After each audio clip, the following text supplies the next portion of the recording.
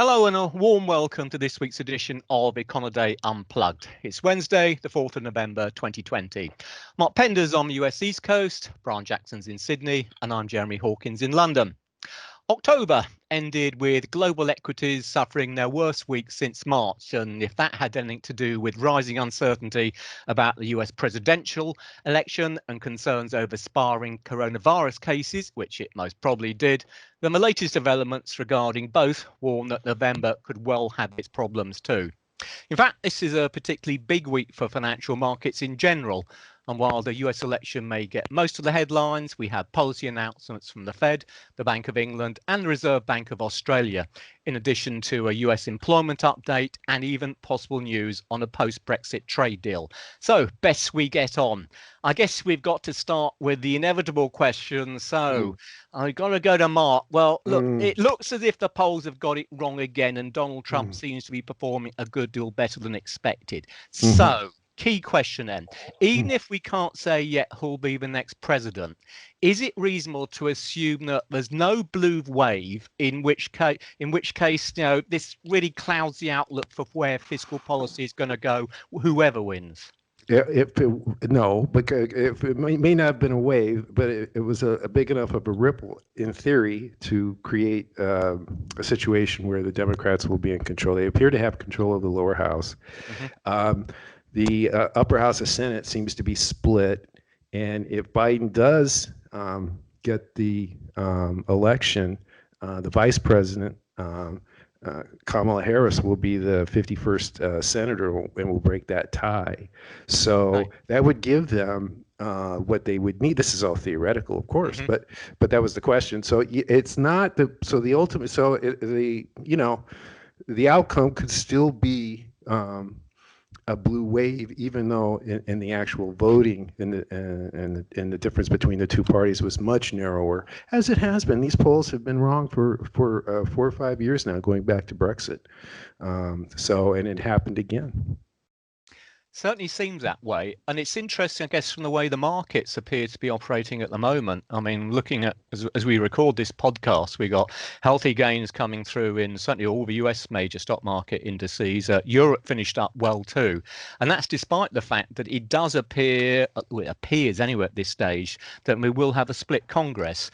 And surely a split Congress ought to mean that prospects of a serious or significant fiscal stimulus package is going to be that much less than if either side had won outright.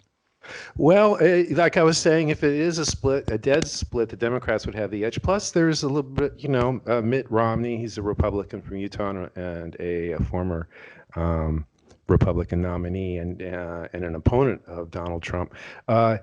He could go either way. So there is a little bit of slippage on those edges. But you're right about the political. It would limit the ability for a degree, or it would have to go into compromise or in that regard. But it's still kind of up in the air. And also, I imagine that there will be plenty of stimulus, whatever the outcome is here. And I think a lot of what the issues are here in the U.S. is where that stimulus is going to go. Is that going to go to the coastal Democratic states, or is that going to go to the interior states? So that's a little bit of the struggle that you're seeing here over the last several weeks, in the inability of the Democrats and the Republicans to get together. And it's really trying to limit the amount that goes to the Democratic states. Okay, fair enough. Well, I guess presumably though we don't have to wait until. Presumably we don't have to wait until whoever is inaugurated in January to have some sort of deal, perhaps over the next couple of months. I don't know. The timing of this count, that is going on, is completely unknown. And I was doing the same line of work 20 years ago when Gore and George Bush tied, and they went to Florida, and they had, I don't know if you remember it, but they had They had to recount the votes, and they had hanging I do chads. remember that. Yeah. I think that, punch cards that weren't quite punched in, and how do you count that? But you know what that caused? That caused retail sales to go down. People stayed indoors, just glued to the television, trying to figure out what was going on. This was in November that year, and it led to talk of a recession, and then shortly into the next year, a recession did indeed begin.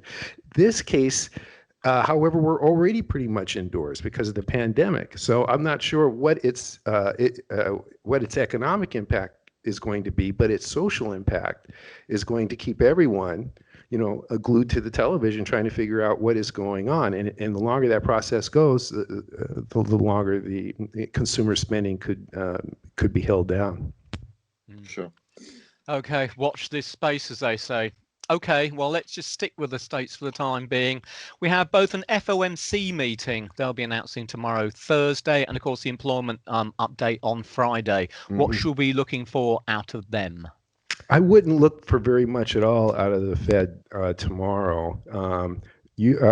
Brian's beat with the Reserve Bank of Australia is more interesting, but that bank went to 0.1 on their policy rate. The Fed's target is already 0.125, so it's already there, and their QE has been unlimited for quite a long time, and they've changed their inflation targeting. So, and of course, given all the uncertainty that's going on here, they're going to want to keep their heads down, I would think, and so I really don't see anything market moving on Thursday tomorrow. But on Friday, with the employment report, the Econoday consensus is a 900,000 gain. A respectable gain, maybe a bit of a showing that there is resilience, and that the economy and labor market is bouncing back. We had the ADP, however, this morning, and it was on the low side. As well as some of these surveys, whether it's the ISM or the PMIs, they are not showing very much punch at all on the employment side. Even though orders have been going up in these surveys, backlogs are still soft, exports are still soft, and employers, even though they seem to be a little bit more upbeat about the outlook, kind of assuming that the coronavirus won't last forever, but they're not hiring yet. So if there is a disappointment, a small gain in non-farm payrolls, I think that could lead to new questions, and whether or not the U.S. economy may just be sinking into year end, which was a general concern several months ago. And because of events has kind of like been pushed back, also because of the third quarter snapback we got. But that could be back into the equation. And without a stable position in Washington, that could mean trouble. May politics be sorted out there as soon as possible. Okay, right. Thanks for that, Mark. Brian, now, if I read correctly, on Saturday, Australia recorded 0 COVID-19 cases for the first time in 5 months. But as Mark's already alluded to, the RBA still decides to come out and ease again this week. So how come, and where do they go from here? Yeah, it's sort of been an interesting tactic by the RBA. They lowered policy rates just this week on Tuesday, after having sort of kept their powder dry for about 5 or 6 months, since I think April was the last time they cut rates during the initial response to the pandemic. So we've had a few comments from RBA officials basically saying that they thought that they wouldn't get, the word they used was traction from moving while a lot of the economy was still in lockdown. So as soon as we have had over the last couple of months better news on the COVID front, and the announcement of an easing of restrictions, then that sort of made the RBA think, okay, now is the time that the economy actually is ready to kick into another gear, and so we can provide a little bit more stimulus.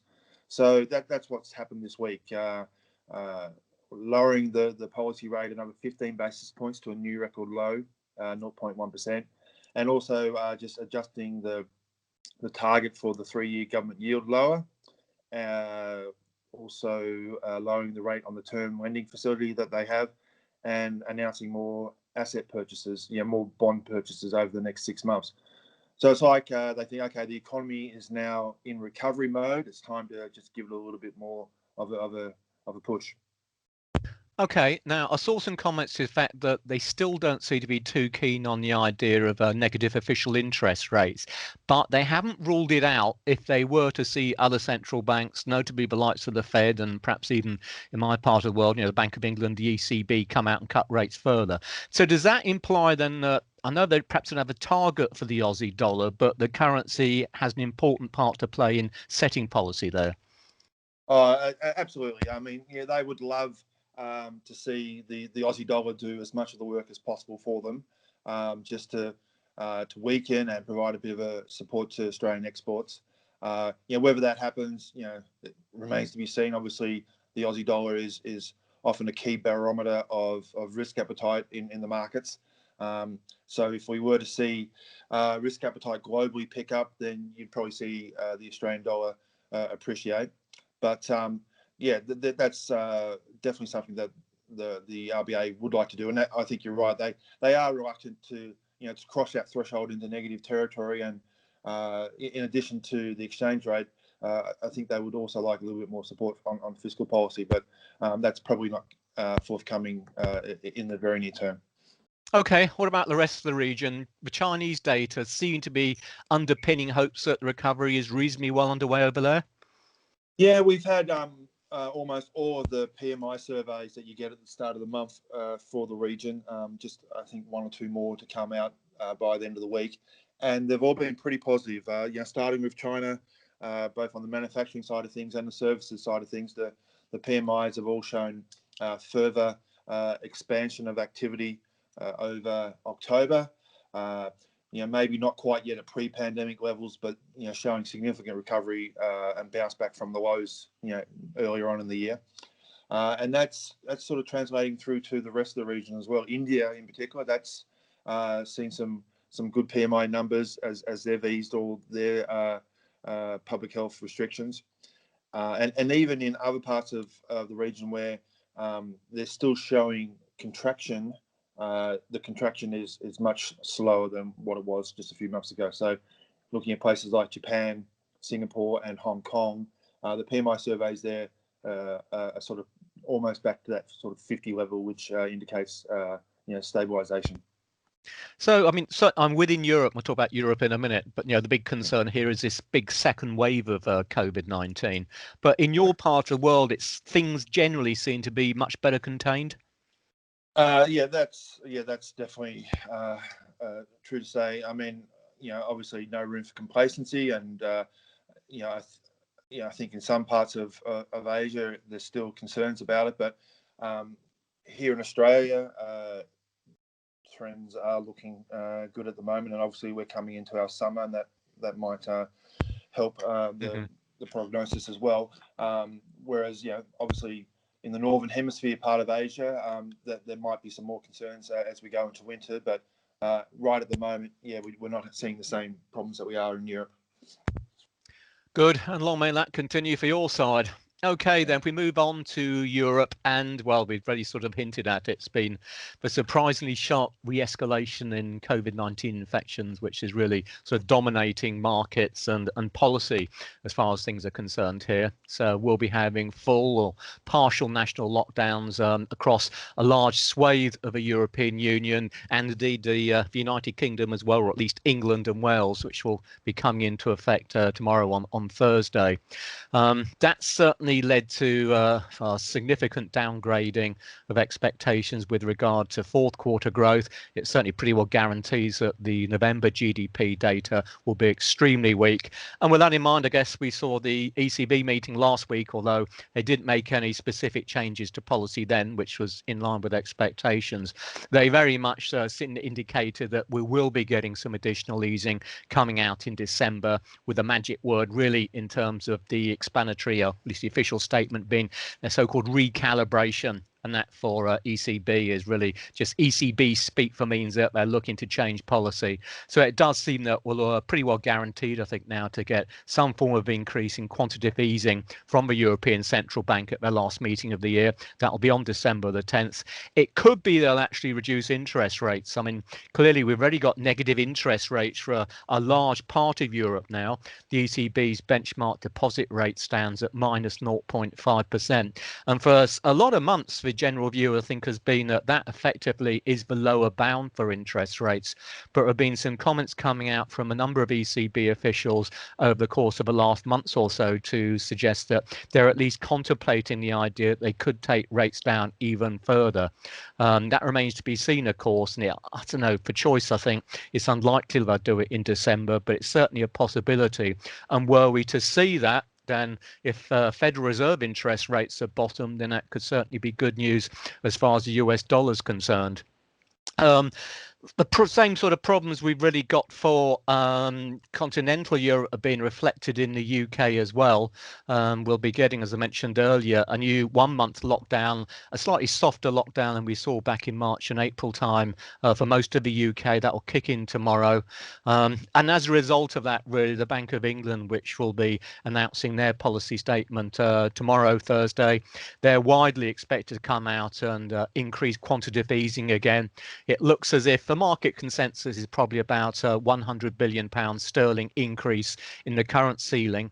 That would take it up to £845 billion as the upper limit on overall net asset purchases. Risk, I've got to say, though, I think in light of the way the economy looks as if it's going to perform, and indeed has shown signs of performing over the course of the last few weeks, so that we could see a larger increase in that. I'd be very surprised if the bank doesn't come out in its new monetary policy report, which will be released at the same time as the bank's announcement on its actual policy stance, if that doesn't show a significant downgrading, particularly of near-term growth prospects. And I think it's kind of guaranteed almost now that we'll see a forecast which suggests a double dip as far as the UK economy is concerned, and that would be a significant downgrade from what the bank was expecting not very long ago. And Jeremy, this, of course, can you touch on negative rates and the BOE? Yeah, it's an interesting one, and I must say it's been a tricky one for the market because there's quite clearly a split within the MPC, the Monetary Policy Committee itself, as to whether or not negative interest rates are a good thing for the economy or ultimately a bad thing. So we've had comments coming out from some members suggesting that, well, if you look across to what the ECB's been doing, as I mentioned, we've had, basically the whole Eurozone yield curve up to about 30 years or so is below zero at the moment. Negative interest rates or yields there, the ECB maintains, has actually been beneficial to supporting the Eurozone economy. And although the banks may not like it because it's got to be bad news for their profitability, nonetheless, they're winning on the basis of the fact that the economy is performing better now than it would have done had interest rates been kept that much higher. So that's one view, but there's still very much a view, I think, from the majority of MPC members, which, like most countries until very recently, negative interest rates is something which has never happened in the UK before, and there's a natural resistance and cautiousness surrounding any kind of move into that area. And I think there's still this belief that at this stage it's important to ensure that the banking system is operating smoothly and that banks are continuing to lend. And if a bank's going to continue to lend, they really need to make money. They've got to make some kind of profit. And I think to that extent, it's probably for this stage of the economic cycle, the majority senses that negative interest rates may be all right, but not now. So I think although it's extremely unlikely that we'll see a move to negative rates, say bank rate over here at the moment is only 0.1% anyway, so we're not far off negative rates. But a move to negative rates, I think, on Thursday is unlikely, but if we see this second wave of the coronavirus continuing to really hit the economy throughout the rest of this year, so we get a particularly negative fourth quarter GDP print, then I think we may well see that the banks just take the view, well, look, we've got to do something more than just increased asset purchases and come out and cut interest rates. Because I think, wherever you look at the moment, I think there's a sense within central banks themselves that there's been so much QE thrown at financial markets over the course of the last year or so, indeed, really over the course of the last several years for some countries, that it's a case of diminishing returns. So is it a case that, for example, if the Bank of England announces tomorrow, right, we're going to raise our quantitative easing ceiling by another £100 billion. Yes, it sounds quite a lot, but that's really pales into insignificance compared to what they've thrown at the financial system in the first place. So it's perhaps getting to the stage whereby central banks will be scratching their heads thinking, well, what else can we do? And I suppose the real answer to that, of course, is, as we talked about on previous podcasts, is that monetary policy really is running out of ammunition. It's time for fiscal policy makers to do more. And I guess I should mention in that context for the UK, for people who worry about timings of announcements, the Bank of England announcement has been brought forward by 5 hours. So that will now be at 7 o'clock London time. And that will be because there will be a new statement coming out, the UK Chancellor of the Exchequer, our finance minister, and he'll, by the looks, will be announcing some fresh fiscal support measures because the government, not just the Bank of England, are equally concerned about which way the economy is going at the moment. So I think, bottom line, as far as Europe's concerned, is that the coronavirus crisis is back with a proverbial big bang, and policy has been really caught a bit short by, I suppose. I think most of the experts expected that there may be some kind of mild second wave, but it should be contained. But in practice, what's happened, we've seen this huge escalation of cases, and it really is pretty well right across the European continent now. And policymakers are being rushed into trying to do even more than they originally thought they might have to. So it's, say, easy fiscal policy and monetary policy still to come. Okay, that's really minded a lot. I should just quickly mention on Canada, we see the Bank of Canada come out and announce no changes in interest rates last week. But I know it's interesting, as part of that, though, they did indicate that they'll be altering slightly their portfolio of quantitative easing to the extent that they'll be shifting additional buying to longer dated maturities. That's clearly aimed with a view to keeping the longer end of the curve down. And I guess that's partly a reflection of what we've seen happening out of the US Treasury market, where we're seeing longer dated yields clearly rise quite significantly over the course of the last few weeks or so. And the Bank of Canada is concerned that domestic yields there will be dragged up as a result of what's been happening stateside. So I'm just well, you're still there, Mark. Have you got any comments on Fed policy with regards to what it's trying to do with the yield curve at the moment? Because we have seen a fairly sharp backup in longer dated yields. Well, yes, we had a Treasury refunding today. This is what from the Treasury side, and it was a bit tilted more toward funding the deficit with longer dated Treasuries. That could have an impact. It's not a spectacular move in this direction. The Fed has downplayed in the past yield curve control, but it's something that they're talking about. The movement, the immediate need for short-term financing in the beginning of the crisis is now evolved into a longer need of financing a longer-term vast deficit. So that is something to look for, especially. Okay, right. Anyone else for anything else? Or we covered it all? Anything else from your part of the world, Brant, which we should be talking about? No? No, I think everyone here is just waking up and going to be looking at US election results for the next 10 hours. Next several weeks. Yeah, okay. Yeah. All right, then. Well, let's call it a day then as far as this week's concerned. On behalf of Mark, Brant and myself, thanks as always for listening.